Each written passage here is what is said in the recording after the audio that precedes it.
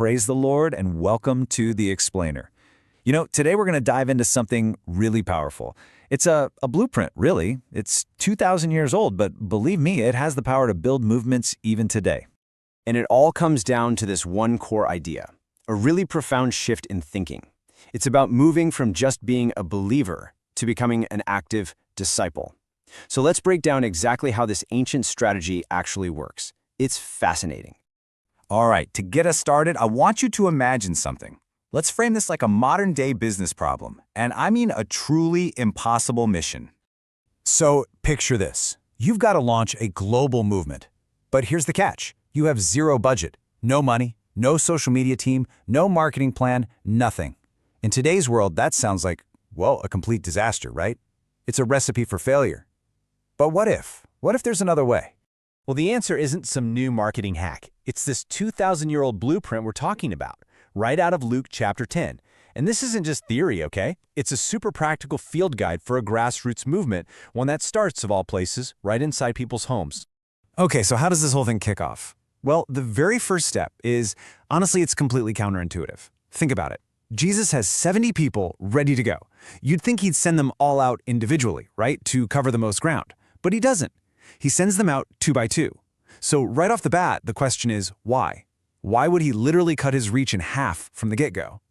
See, our modern logic, it's all about maximum reach. Go big or go home. But the Luke 10 way, it's all about something totally different. Maximum sustainability. It proves that it's not about how fast you start the race, it's about making sure you can actually finish it.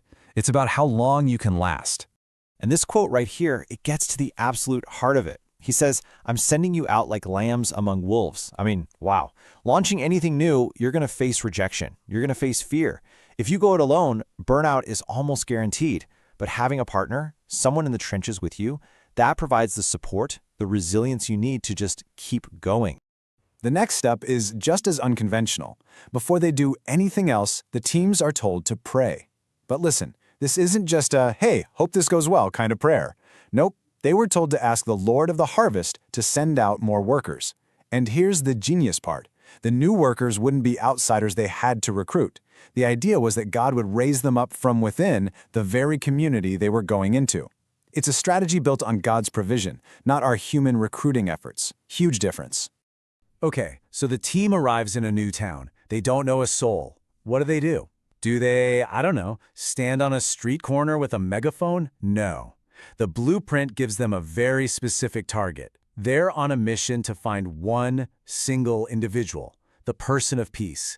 And this person is the master key to unlocking the entire community. So what exactly is a person of peace? Well, it's this concept with really deep roots, In some cultures, you might hear a term like samadana pathrudu, but it's way more than just finding someone who's nice. This is a person who is genuinely receptive, they're welcoming, and, this is crucial, they act as a bridge to their whole community. Their role breaks down into 3 simple but incredibly powerful steps. 1, they welcome you. 2, they really listen to you. And 3, they connect you to their people, their network. It's all about finding that one person who can open all the doors for you, instead of you having to go around knocking on 100 different doors yourself. All right. So you've done it. You've found the person of peace, and they've invited you into their home. So, now what? Do you whip out a PowerPoint and launch into your pitch? Absolutely not. The instruction is so simple, but it's also deeply profound. Stay in that one house and share a meal with them. Just think about the power dynamics here for a second. When someone's on a stage, the speaker has all the authority, right? But when you're sitting at someone's dinner table, who's in charge? The host is. By becoming a guest in their home, you make yourself vulnerable. You build trust and respect in a way a big speech from a stage just never could. It totally flips the script. And the goal here is to build what's called a covenant relationship.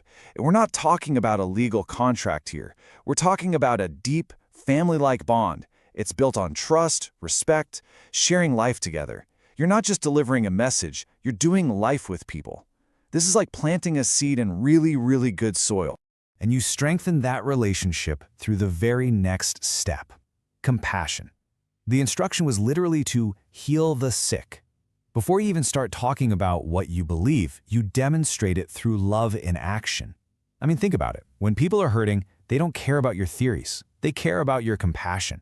Meeting a real, practical need is the most powerful way to show you genuinely care. And that's what opens hearts to actually hear what you have to say later. So once that trust is there, that foundation is built, then it's time to share the message of the kingdom of God. But again, the method is so different from what you might expect. It's not a lecture. It's this engaging, interactive process called a Discovery Bible Study, or DBS. And a good way to think about it is, it's less like a classroom and way more like a treasure hunt. I mean, even the setup is revolutionary. Everyone sits in a circle. Right away, that says we're all equals here. There's no expert at the front of the room. Everyone is a student. Everyone is an explorer. A simple story from Scripture gets read out loud, and then the whole group works together to figure out what it means, all by using just a few simple questions. The very first question points everyone's attention upward. It asks, what does this story teach us about God? So instead of me telling you what to believe about God, you get to discover His character for yourself, straight from the story. And that creates a personal revelation, not some hand-me-down belief. Then the second question, it turns the focus inward. What does this story teach us about ourselves? What does this ancient text reveal about human nature, about my life, my strengths, my weaknesses? All of a sudden, it becomes immediately relevant. It's personal. The truth isn't just something you learn with your head, it's something you realize in your heart. Now look, knowledge is great, but knowledge without action, it's pretty useless, right? And this is where the engine of the whole blueprint really kicks in. This is what drives actual change and growth. The final, absolutely crucial component is accountability. It's kind of like having a personal trainer at the gym. You can watch all the fitness videos you want, but that's not going to build muscle, is it? It's doing the work that counts. And accountability is the thing that turns what you know into who you are. It's what creates real transformation. And this accountability boils down to two very simple but very powerful questions. First, so how did you obey what we learned last week? See how that shifts the focus from just knowing something to actually doing it? And then the second question, who are you going to share this with? And that second question, oh man, that is the secret sauce for multiplication.